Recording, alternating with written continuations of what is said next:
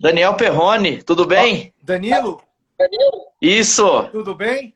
Tudo tudo bom. bem, e você? Estamos aí, né?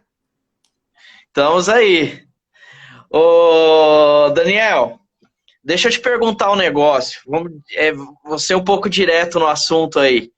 Opa, pode ser. É, tá um pouco ansioso aí com as eleições ou tá tranquilo? Porque os torcedores do lado de cá, pelo menos aqui nos grupos de WhatsApp em Minas Gerais, já Hum. tá meio assim, Marco Aurélio Cunha ou Casares, né? Não estou ansioso porque eu sei como funciona a corrida presidencial de São Paulo, né? Aham, Antes de ter candidato, você tem as convenções entre os pré-candidatos. No certo. caso do Júlio Casares já aconteceu, porque ele foi aclamado, né? Então ele é candidato Uhum, aclamado. Ele não precisou passar por nenhuma aclamação, por nenhum tipo de prova.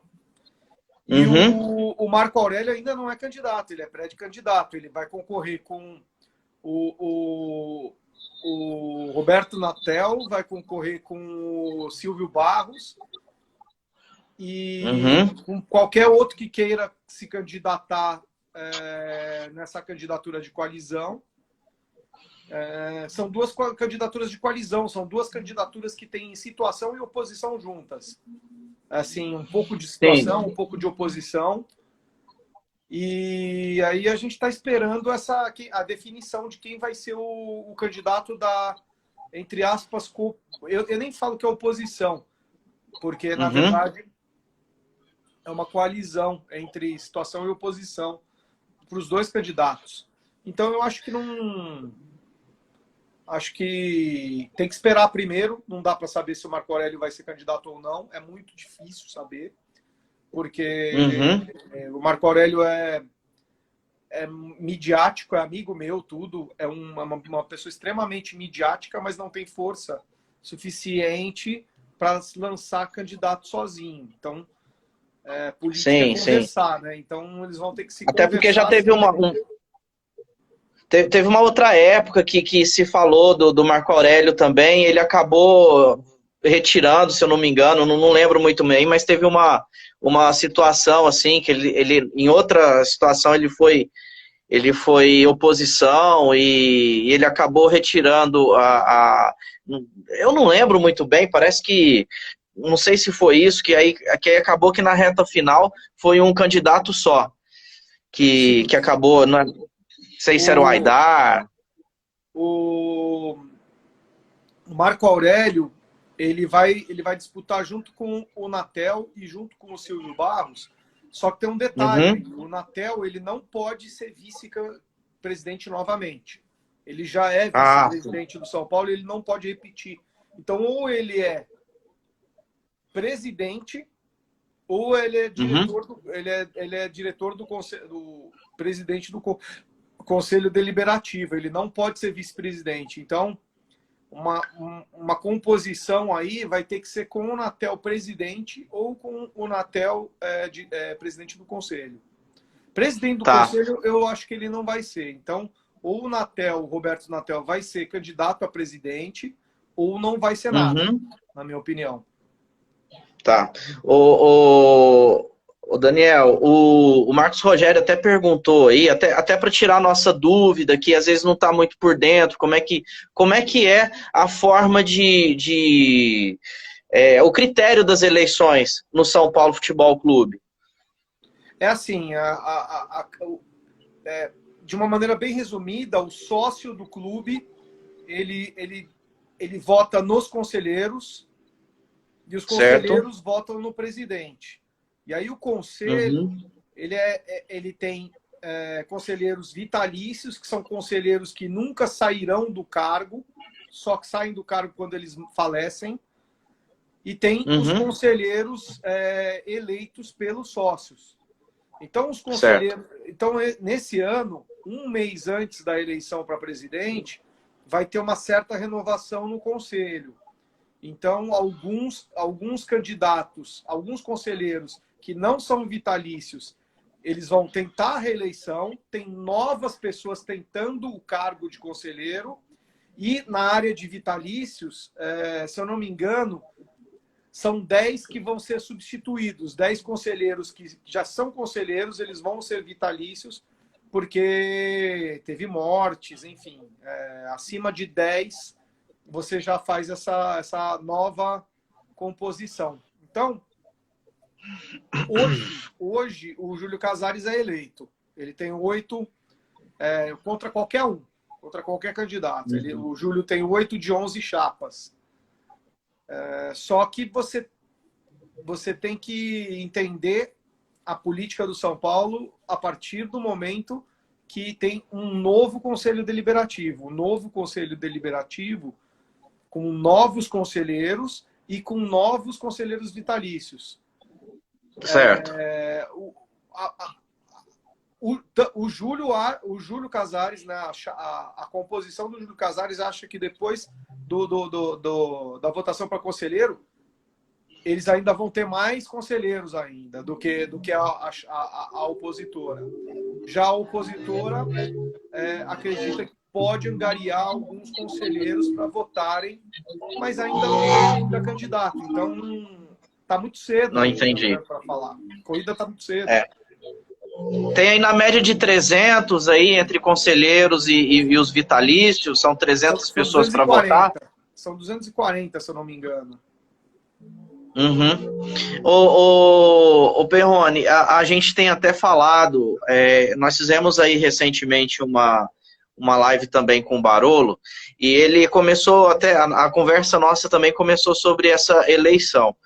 E uma coisa que eu coloquei, que é uma opinião minha, é que para nós torcedores, o que resta para nós é torcer, para que o próximo entre e faça uma boa gestão, porque, pelo que eu vejo, a torcida não influencia em nada nessas horas, né?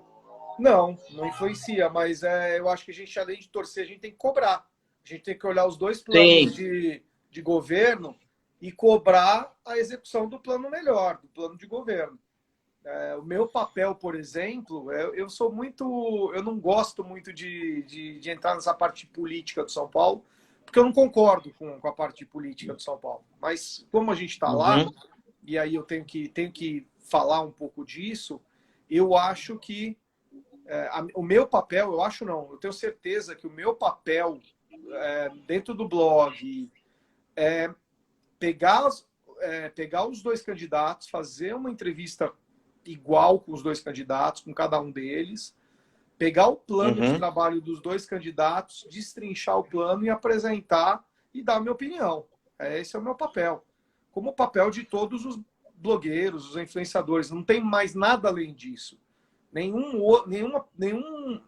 torcedor, nenhum blogueiro, nenhum portal de torcedor tem influência dentro do São Paulo para poder modificar uma candidatura. Não tem nada disso no São Paulo.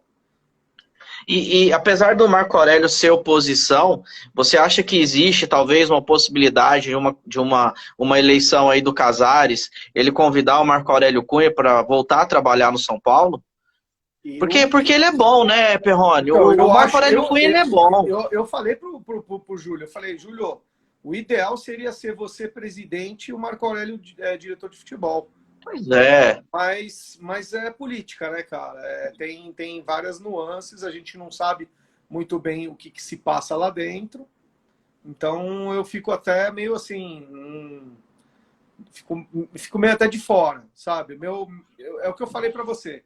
O meu papel vai ser apresentar os dois candidatos quando saber dos dois. Tanto é que eu não falo de política, mesmo com o Júlio Casares.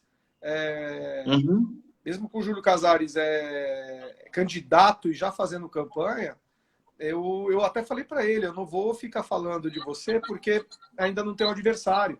Então, eu acho injusto, entendeu? Tanto para um quanto para outro. Então, vou esperar os dois e vamos ver o que acontece. Política do São Paulo é assim. E acho que não é tão ruim quanto as pessoas pensam, porque a possibilidade de ter uma eleição de sócio, que eu até acho que deveria ser válida, também abre a possibilidade de ter uma eleição em cima de pessoas muito midiáticas. Por exemplo, vamos supor que o Kaká resolva, se fosse eleição de sócio, o Kaká resolva ser presidente do São Paulo. Ele ia conseguir, fácil. Não ia ter nenhuma escalada, entendeu, para isso. É só ele se candidatar, se ele virasse conselheiro, ele teria que ser conselheiro, mas se ele candidatar, será ridículo para ele ser presidente. E se o Kaká fizesse um péssimo... por exemplo, eu vou dar uma hipótese absurda. Iria queimar a largada, né, Perrone? Iria queimar a largada, porque talvez não seria a hora, né? Pode ser, pode ser.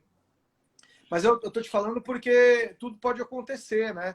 Vamos supor, lá dentro do São Paulo, no São Paulo Futebol Clube, não tem só torcedor de São Paulo. Tem muito torcedor dos outros times, e vamos supor que o Datena é sócio do São Paulo e resolve ser candidato. Entendeu? O Datena é um cara que muitos sócios poderiam votar, mesmo não sendo São Paulino. Entendeu? Então, tem esses perigos, entendeu? Então, dispositivo de segurança deles o presidente tem que ser conselheiro e o conselho tem que eleger. Como se for... eu comparo muito com o Vaticano, entendeu? Para você ser papa, você tem que ser... você tem que ser o ministro máximo do teu país antes. Entendeu? Cardeais, então, né? Tem que ser um cardeal. Então, é mais ou menos assim que funciona. Até o Fábio Ito fez um comentário agora aqui, ó. O novo presidente tem que cuidar do plano de sócio-torcedor. Temos a terceira maior torcida do país e nós estamos entre os 10 programas que mais arrecadam. Então, eu acho que o programa de sócio-torcedor é um que tem que trabalhar melhor mesmo, né, o Perrone? O problema do sócio-torcedor, é que o sócio-torcedor, ele é de todo mundo e não é de ninguém.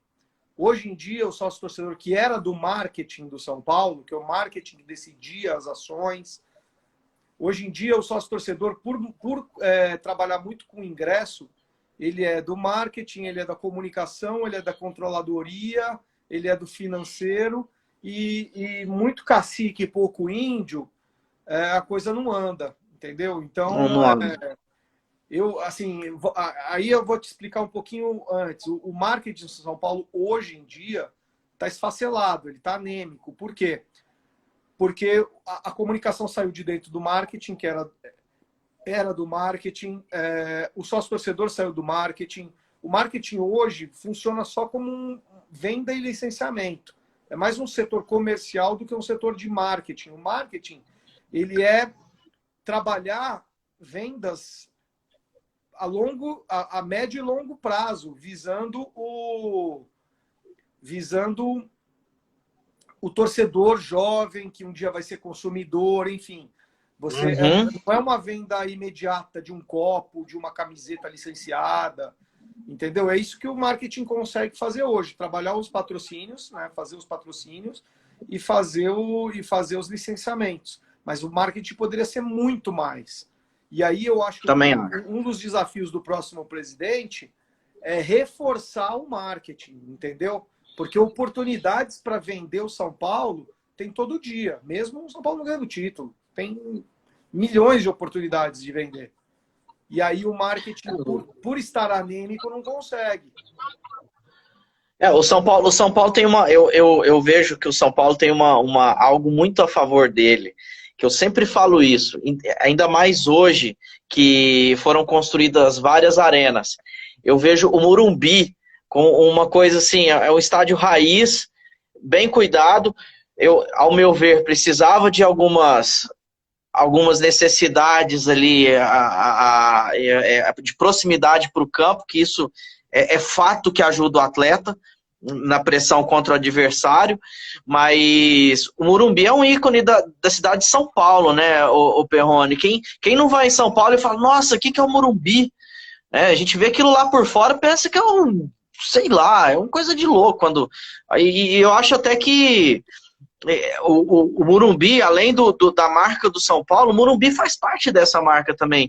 Eu vejo que é pouco usado o Morumbi nessa parte de marketing, de sócio-torcedor indo ao Morumbi, tem pouca... Eu acho que usa muito pouco. Sim, sim, sim. É tudo que eu te falei. O marketing do São Paulo precisa reviver, entendeu? Não pode viver só de licenciamento. Ele tem que viver de ideias, de conceitos, enfim, trabalhar o conceito como o Corinthians trabalha, como o Palmeiras trabalha, o São Paulo precisa voltar a trabalhar, porque isso aí gera receita. Para você ter uma ideia, o futebol brasileiro, o marketing no futebol brasileiro é a quarta, quinta renda, do São Paulo é a sétima, oitava, mas o marketing lá fora é primeira renda. A primeira renda dos clubes é marketing, não é venda de jogador, é marketing. Por quê? Porque todo torcedor consome tudo que o consome. E é um torcedor, e o torcedor é um cliente diferente, porque é um torcedor que não é um cliente que não, você não tem a concorrência. Você só tem a concorrência no primeiro momento, que é o momento da criança decidir que time ela torce. Aí sim é o fator, tem muitos fatores, é o fator do clube ganhar, tem o fator dos amiguinhos, tem o fator dos pais. Não é exatamente do clube, só do clube. Aí a partir do momento que o torcedor se decide, você não tem mais concorrência, ele não vai comprar, o torcedor do São Paulo não vai comprar artigo do Corinthians, artigo do Palmeiras, o torcedor do São Paulo vai comprar artigo do São Paulo, e tudo, eu não digo só comprar artigo, eu digo comprar um conceito, um título, sabe, para o time, um conceito do que é jogar futebol, um conceito do que é a torcida, ele vai comprar tudo isso daí, e isso daí tá jogado no São Paulo hoje, não tem. E eu nem acho que isso é culpa da diretoria de marketing, isso é culpa do esfacelamento que o setor teve ao longo dos anos e que precisa retomar. Muito diferente, na minha opinião, do futebol. O futebol de São Paulo demorou para engatar, gastou muito dinheiro, fez algumas contratações erradas, mas quem não faz, eu lembro que em 2004, antes da gente ser campeão mundial, a gente contratou Nildo, contratou Ramalho, ninguém lembra. Velber, ninguém lembra desses caras porque foi campeão. Exatamente. O futebol é contratar certo e errado. O Marcelo Portugal Gouveia, ele, se eu não me engano, ele foi... A última gestão dele foi em 2006 ou em 2005? O último ano dele. Não lembro. Porque 2006. Até 2005 ele não tinha vencido nada também. Então, sim, eu tô para lançar um livro. Eu lancei o livro Trimundial, né? E eu tô para lançar agora no mês que vem o Morumbi, que é a história da Libertadores do São Paulo. E a história da Libertadores do São Paulo, ela começa muito antes de 2005. Ela começa com certeza. Em 2002, com a eleição da nova diretoria e o planejamento para... E aí, em 2002 a gente tomou pau, em 2003 a gente tomou pau, em 2004 a gente tomou pau e em 2005 fomos lá e ganhamos. E 2003 já tinha um time robusto. Até porque ele ficou entre os 3 primeiros no Campeonato Brasileiro com o Rojas de técnico. Com o Rojas e o Milton Cruz, os dois. Exatamente. E nisso já estava começando a aparecer o Lugano. Mas se você, por exemplo, em 2004 a gente perdeu do Once Caldas, aí a gente voltou no Campeonato Brasileiro, jogamos contra o Paysandu, se eu não me engano, acho que a gente perdeu ou empatamos, e a gente perdeu do Palmeiras depois por 2-1. Palmeiras 2-1. O São Paulo fez um gol no finzinho, era no Pacaembu, e naquele jogo... Chamaram o Rogério de amarelão. Naquele jogo lá, quase que o Rogério e o Lugano e o Luiz Fabiano saíram do time. O Luiz Fabiano saiu, foi vendido, foi para o Porto. O Lugano e o Rogério estariam fora, pela torcida estavam fora do São Paulo. Só não foi fora porque foram convencidos, especialmente pelo Marco Aurélio Cunha, trabalhava naquela época como superintendente, dentro do vestiário para segurar a peteca, porque o futuro reservava boas coisas para eles. E logo depois veio o Leão, né? Daqui a um mês ele vai ser vendido, conto com a leitura de todos. Entender como funciona um planejamento campeão. Nossa, eu vou te falar uma coisa, talvez você o primeiro a encomendar, porque eu acho uma história fantástica da Libertadores de 2005, pelo que aconteceu lá com o Cuca, quando ele trouxe o Grafite, quando ele trouxe o Cicinho, o Rodrigo, o São Paulo jogou 2004 com o Gustavo Neri, o Danilo jogava alguns jogos jogou de lateral esquerdo em 2004, então ele começou a dar uma pequena cara para aquele time, e aí que entrou o Leão e montou o 3-5-2 e pá, falou, vai isso aqui até a glória. E foi, né? O Paulo Autuori entrou nas vésperas do jogo contra a Universidade do Chile, que era na fase de grupos. E o Paulo Autuori falou, olha, eu não gosto do 3-5-2, não é o meu sistema favorito, mas eu não vou tirar. Não vou tirar agora porque tá vencendo. Chegou a jogar 4-4-2 alguns jogos. Chegou. Mas nos últimos jogos ele botou 3 zagueiros. Ele botou o Alex Bruno junto. Ele botou o Alex Bruno junto com o Lugano e o Fabão, porque o meio-campo ele estava com o Mineiro, o Josué e o Renan também. Estava jogando bastante naquele campeonato como meio-campista. O Renan, se eu não me engano, ele ainda jogou a semi contra o River no primeiro jogo. O Renan foi titular. Não, ele jogou sim, você não está enganado. Ele jogou sim. Mas aí no segundo jogo já foi o 3-5-2 com os 2 zagueiros. E aí foi até a final. Isso tudo está no livro. Segura aí que o livro está muito bom. Está muito legal. Legal. Hoje eu acabei de escolher as imagens, né? Eu vou comprar as imagens junto com um fotógrafo que acompanhou boa parte dessa Libertadores. Tá muito legal o livro e eu preciso terminar esse livro até dia 15, a diagramação, então eu vou passar o feriado, o fim de semana trabalhando, né? Mas eu preciso terminar esse livro até o dia 15 para dar tempo de eu lançar no meio de julho, que foi quando foi a final. Dia 14 de julho foi a final. E eu tô querendo lançar nesse dia. Putz. Fala, confirma o dia para mim, que eu capaz que eu vou lá para estar junto. Ó. É o dia da então, final. Beleza. Então, ótimo. Ô, Perrone, eu falei com você, o meu primeiro contato com você foi para a gente falar dos títulos que bateram na trave, não sei se você lembra. Lembro. Que foi a primeira vez que eu te chamei. Agora eu acabei entrando no assunto de política do São Paulo, e aí a gente empolga e acaba saindo um pouquinho. É um assunto meio desgastante, eu também não gosto desse assunto de política, mas o que eu te falo, o que me resta é torcer para quem for entrar lá. Eu acho que se for Casares ou Marco Aurélio Cunha, eu acho que estará em boas mãos, porque são pessoas novas, que têm gás para administrar o clube. Também acho. São jovens e tanto o Marco Aurélio quanto o Casares, eles têm que ter coragem de dar uma batida de frente em algumas coisas que estão lá dentro do conselho. Vamos ver. Certo, nossa, tomara que... E vai dar certo, eu tenho convicção que vai dar certo, até porque quem for entrar, vai entrar, se houver a venda do Igor Gomes também, o que eu gostaria que acontecesse, mas eu acho que será inevitável, eles já entram com caixa talvez no positivo, por causa da venda do Antony. Aí é capaz de conseguir contratar uma pessoa, um atleta ali para o meio campo que faça uma boa jogada ali com Daniel Alves, Tietê e companhia. Mas voltando lá atrás, até para a gente, eu vejo que você conversa muito com pessoas que são formadas aí em jornalismo, em publicidade, tá? E nós aqui do canal somos apenas torcedores, eu não sou formado em jornalismo. A minha comunicação é essa, é como se eu fosse um torcedor para torcedor. Eu sei que você é jornalista, assim como o Barolo mas a gente... jornalista, publicitário também. Mas enfim, a nossa ideia aqui é trazer um pouquinho aqui para a turma de Minas, o que acontece no São Paulo e o que aconteceu lá no passado. Como nós conversamos, eu comecei a torcer para o São Paulo numa derrota. Foi que meu pai viu, pô, meu filho é São Paulino, foi no Brasileiro de 89, quando o São Paulo tomou aquele gol do Sorato e perdeu para o Vasco. Eu tava lá no estádio. Eu entendia pouco de futebol, ou quase nada, vamos dizer assim, mas aquilo lá me entristeceu, e meu pai é palmeirense.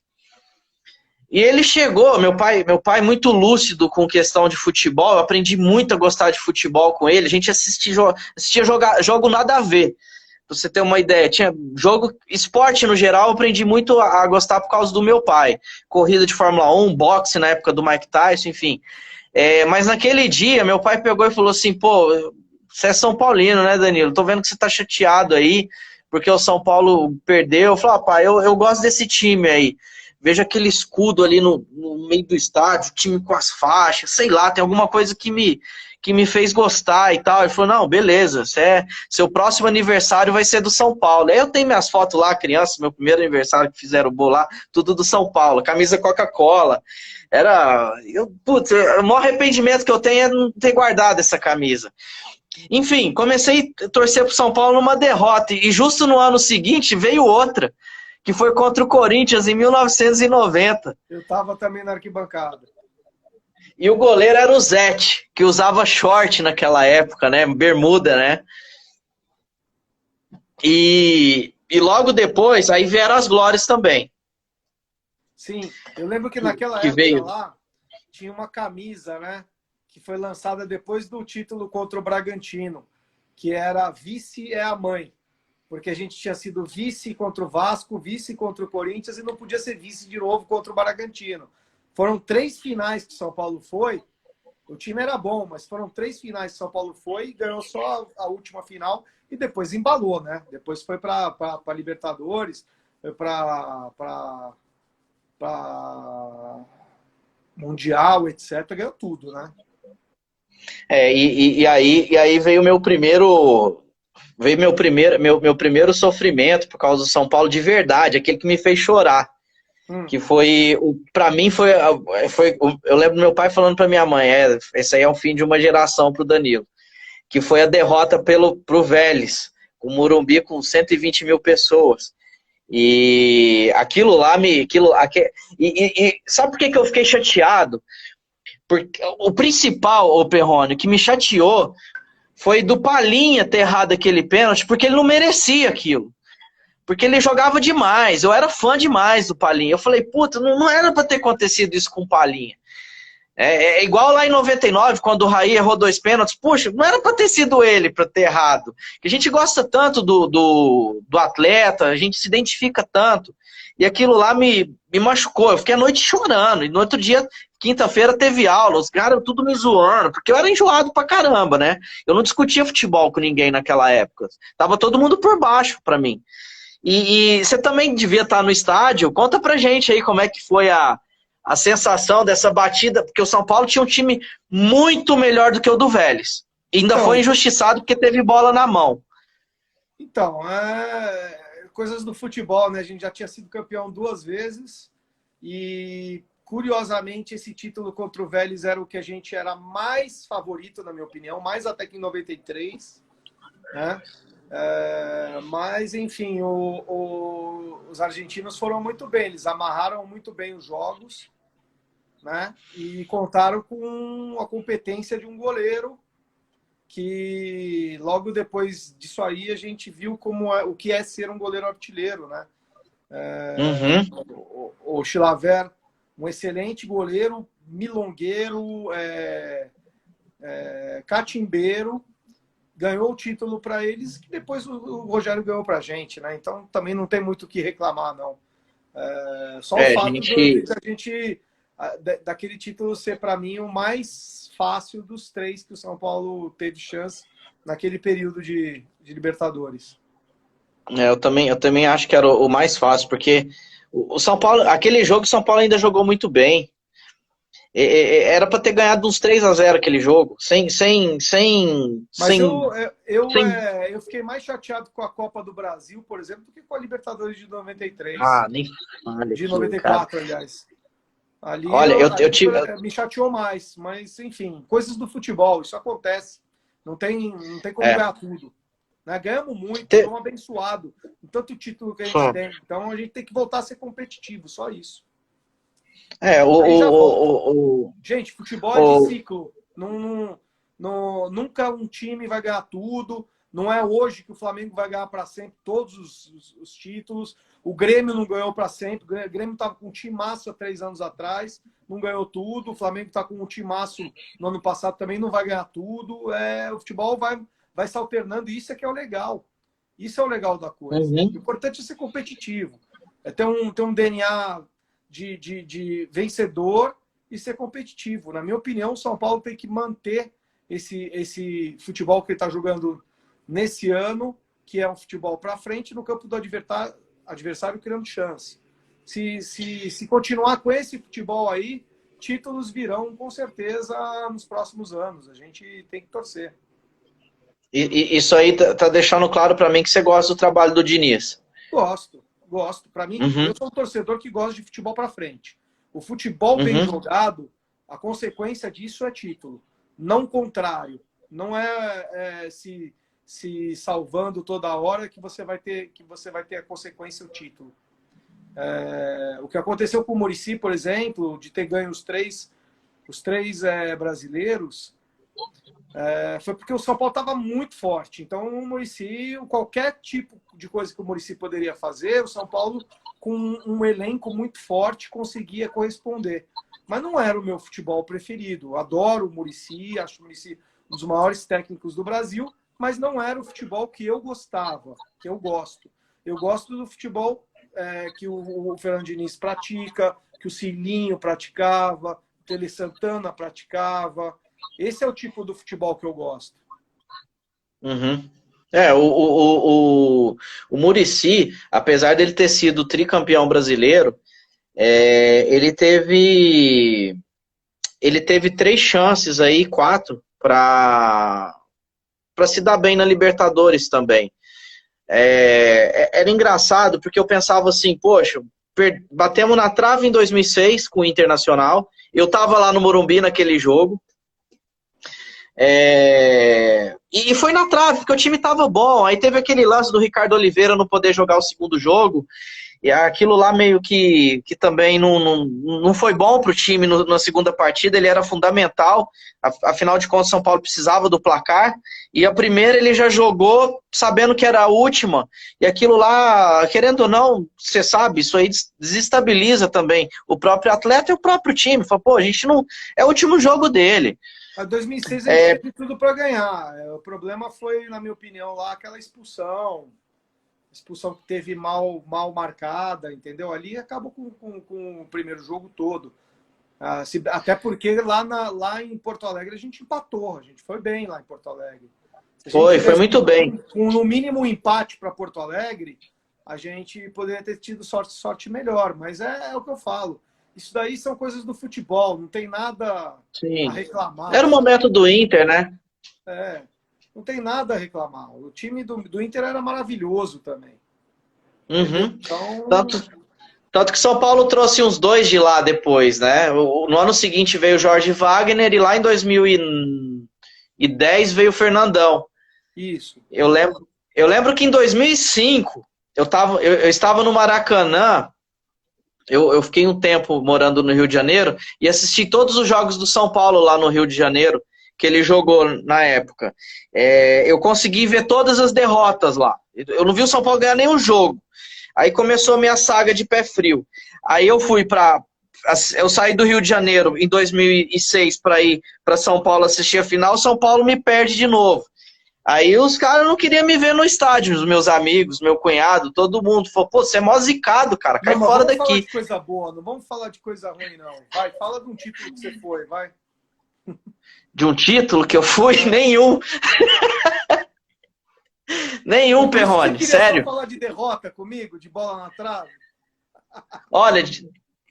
Olha, teve um jogo que eu pensei que São Paulo ia ganhar fora. E foi contra o Botafogo. Eu falei, esse não é possível que o São Paulo não ganha.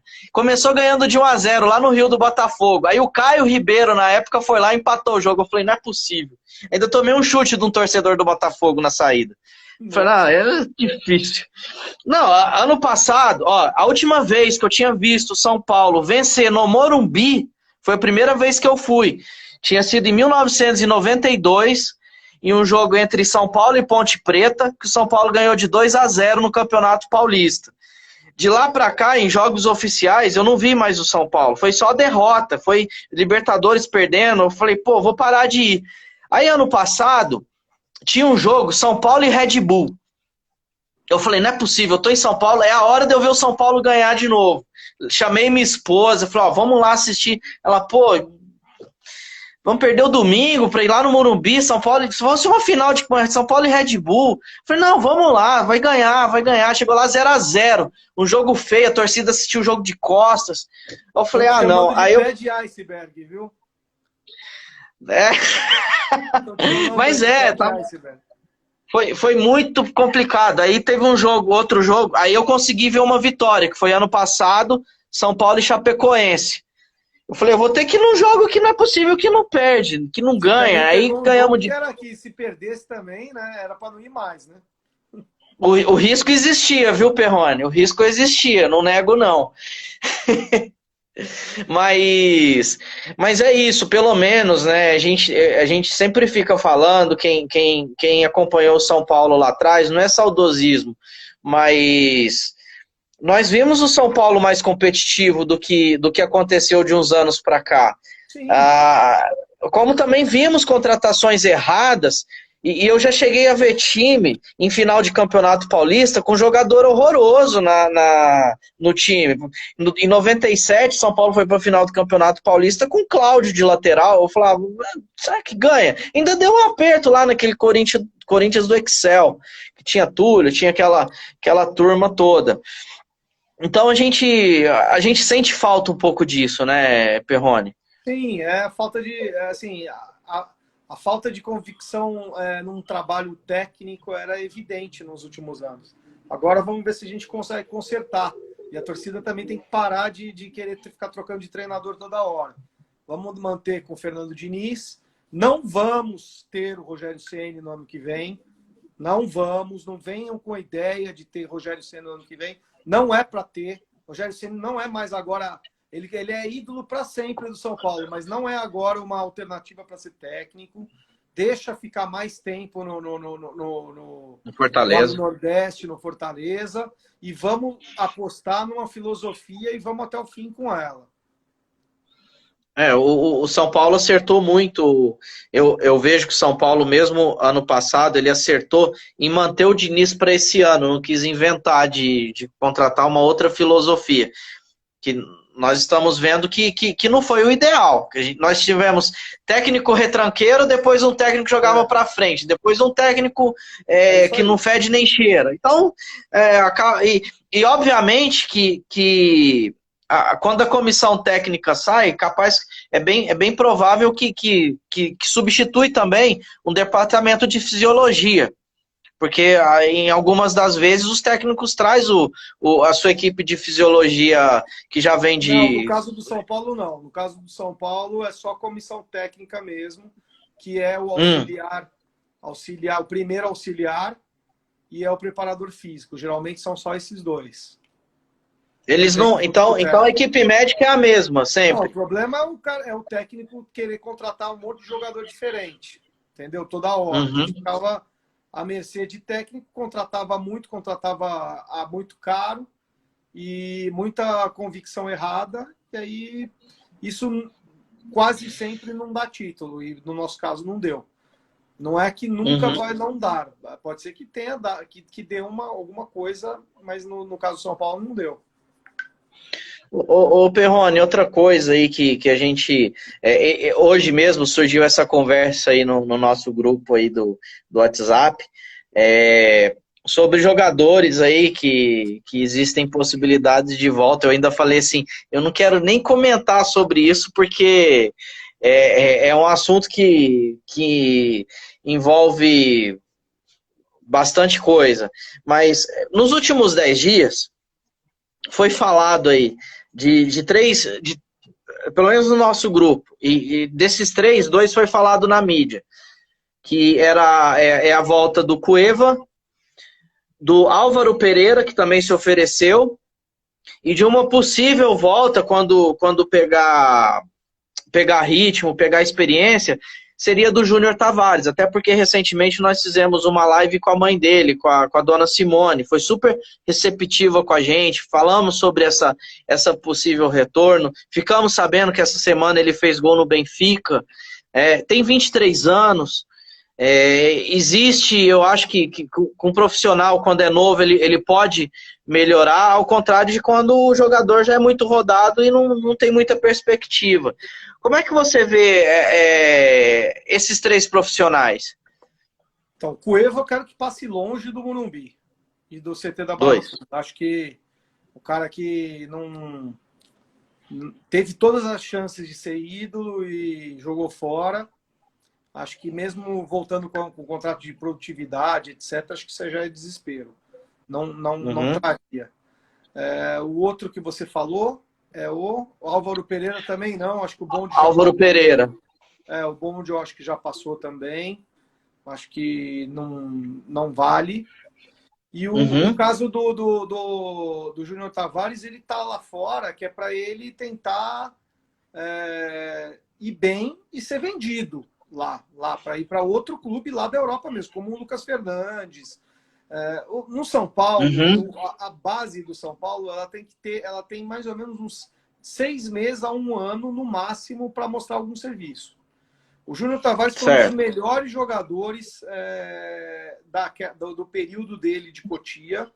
Ele foi um dos melhores da geração dele. Inclusive, para mim, ele foi o melhor daquela geração. Mas não correspondeu. E quando você não corresponde, não interessa se é extracampo, se machucou, se estava tímido no meio do elenco, né? Porque imagina, você ter 16 para 17, para 18 e ir pro profissional, é como você tá no colegial e você pular e ir pro 3º ano da faculdade direto, entendeu? Então você fica tímido mesmo, né? Mas no São Paulo e todos os clubes brasileiros, a maioria dos clubes, é assim, você tem um prazo rápido, porque tem gente lá atrás vindo, entendeu? Tem sub-17, tem sub-15 para subir. Então você tem que aproveitar a chance que você tem. O Júnior Tavares, ele teve a oportunidade também, não soube aproveitar. E para mim não interessa se ele machucou, ou se ele teve indisciplina, ou se ele não conseguiu jogar aquilo que ele deveria ter jogado, que ele poderia ter jogado. Tem sempre jogadores atrás. É o caso atualmente agora do Lisiero, do Luan. Eles têm que aproveitar as brechas que vão ter para eles e corresponder. Porque senão o clube fica numa situação ruim. O clube ele não ganha com o jogador e ele trabalhou o jogador todos os anos da base e não ganha nada. Então o São Paulo tem que ganhar com esses jogadores.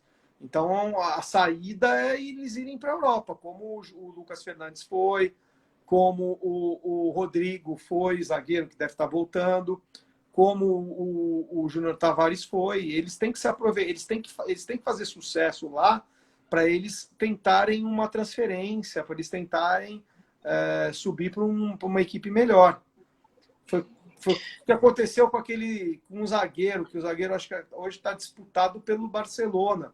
O zagueiro do São Paulo, Diego, né, se eu não me engano. É Diego? Não lembro, mas é um jogador de um clube lá, acho que do Sevilha, era do São Paulo. Foi para a Europa, nesses casos aí, se deu bem, tá lá, se for para o Barcelona, vai ser titular do Barcelona aí. Se for, né? Tem proposta do Liverpool. Então, pô, é assim que funciona o mercado do futebol. Corre porque atrás vem gente. Eu até vejo que, por exemplo, teve jogador do São Paulo que foi da base, nunca ganhou nada na base e virou craque. Eu acho que o exemplo disso, se eu não me engano, é o próprio Kaká. Não lembro dele ter ganhado título na base. Mas o Kaká ele foi projetado para ser um grande jogador, mesmo não sendo. O Kaká era muito, muito franzino, ele era muito magro, e aí a estratégia da base, o técnico Pita, foi colocar o Kaká só nos 15 minutos finais de todos os jogos, porque daí os zagueiros já não batiam de frente com ele. E aí ele fazia gol a beça, mas ele entrava no segundo tempo. Essa foi a estratégia do São Paulo de fazer com que o jogador não se perdesse com contusão por ser de um nível físico menor do que os zagueiros adversários.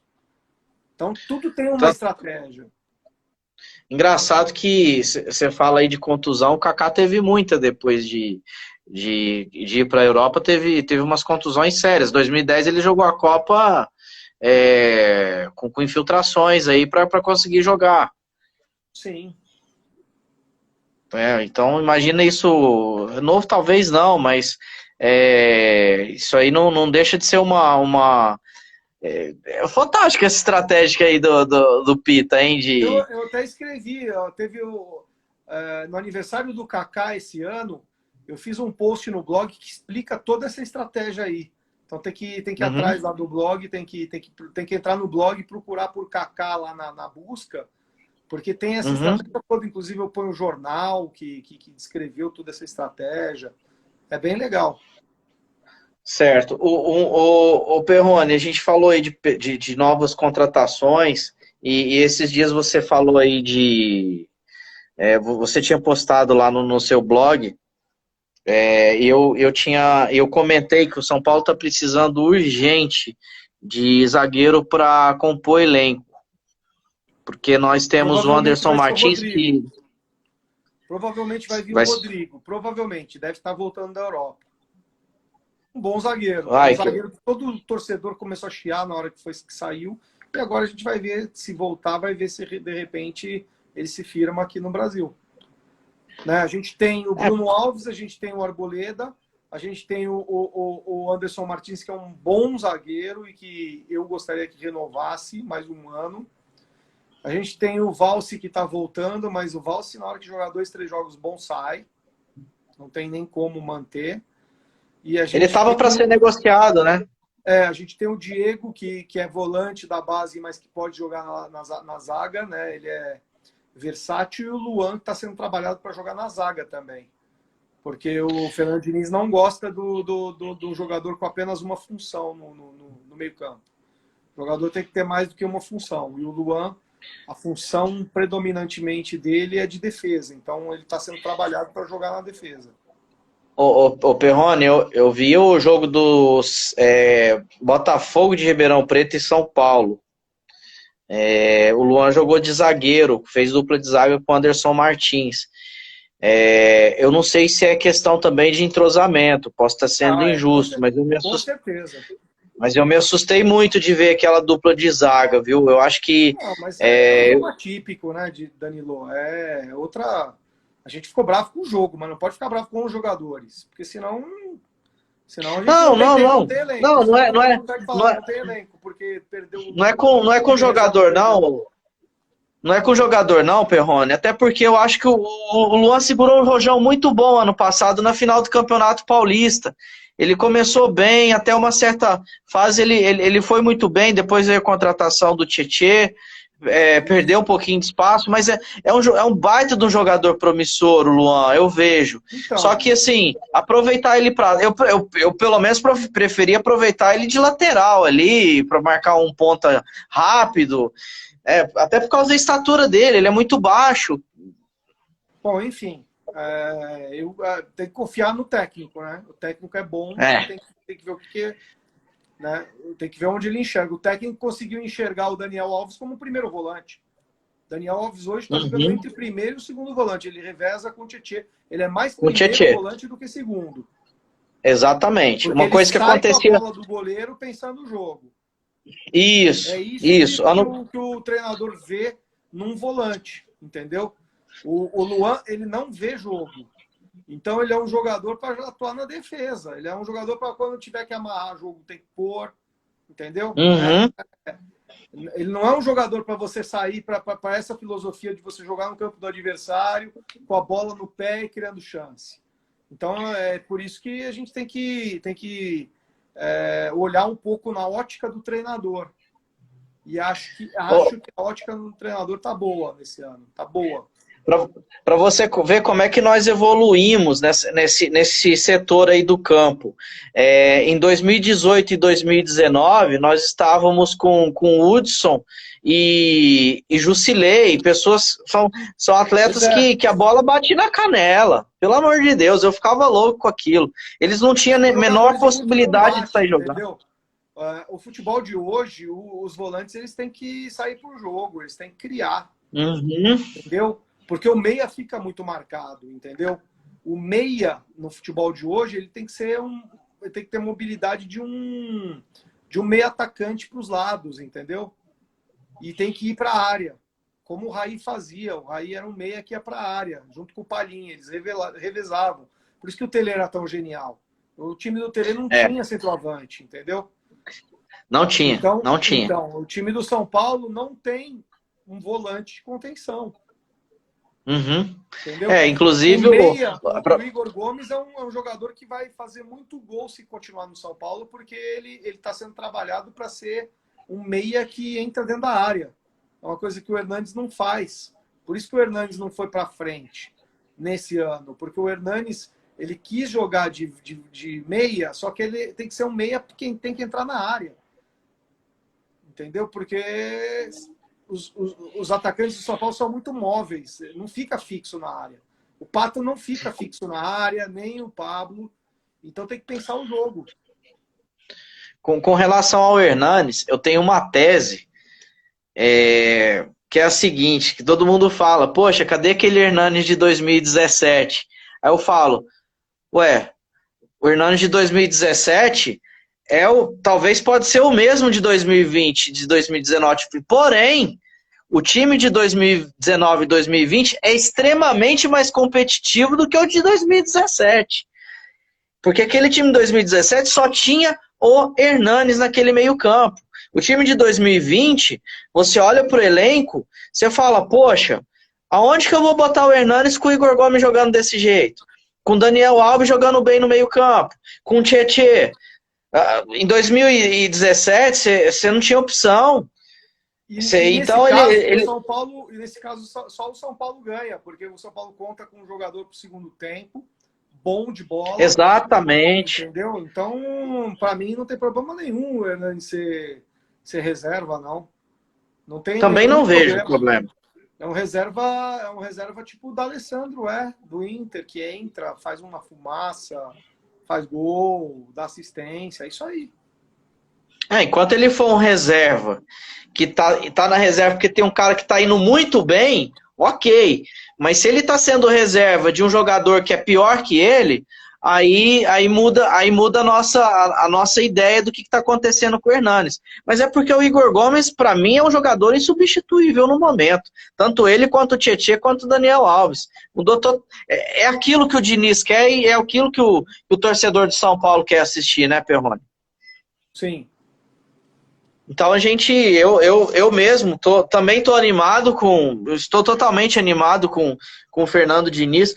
Lamentei muito a saída do Cuca, porque eu acho que ele ainda tinha gás para queimar ali Mas, Danilo, ele mesmo no saiu time, e mas falou que não tinha gás.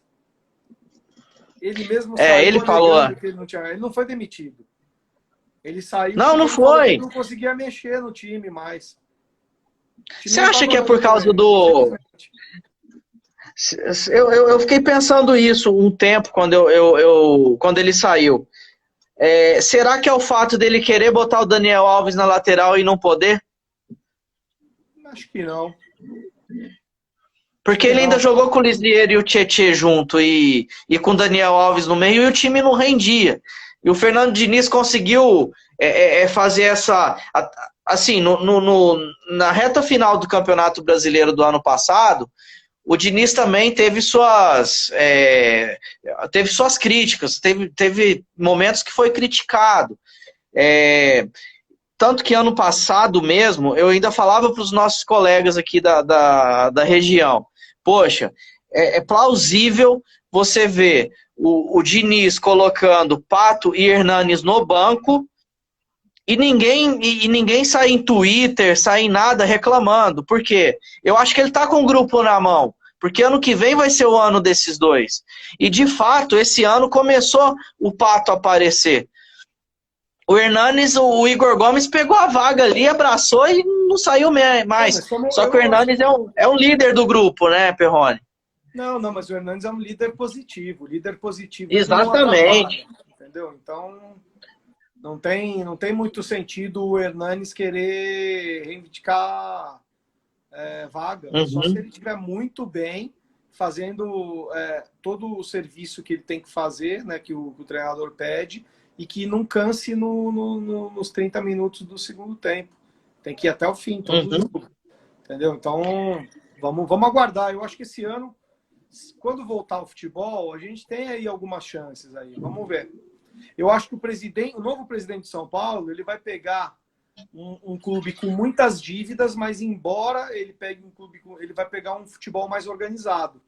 Então tem um lado ruim e o lado bom aí para o torcedor. Aí o presidente vai ter que optar se ele vai ser austero e vai pagar tudo ou se ele vai manter essa equipe e tentar ser campeão. Tá. E por falar nisso, o Perrone, o que você está pensando aí? Fazer um resumo aí dessa gestão do Raí no comando do São Paulo. Que vamos supor que acabasse hoje o mandato do Leco, o Raí saísse, porque eles ainda podem ser campeões. Então, pode ser que ainda conquiste um título. Mas até o momento, que você tira de opinião com relação à gestão do Raí como diretor técnico aí? Acho que o diretor Raí de teve futebol. erros, teve acertos, mas o que ele se propôs a fazer nos 3 anos, ele está fazendo, que ele está deixando uma equipe com mais jogador de base do que jogador veterano. Ele está deixando uma equipe com com a maioria dos jogadores com 70% dos direitos de São Paulo para cima.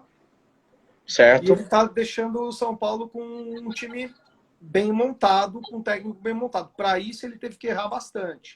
Ele errou bastante, principalmente com as convicções dos técnicos. Fez algumas contratações erradas, fez algumas contratações certas. O saldo é um saldo... Eu não posso falar que acaba hoje, porque a gente tem que acabar até o final do ano. Regular, vamos dizer assim, de regular para bom, porque teve essa melhoria invisível que ninguém sabe, que em 3 anos você tem que transformar, você tem que deixar um legado. Ele está deixando um legado para o clube, mesmo que ele não tenha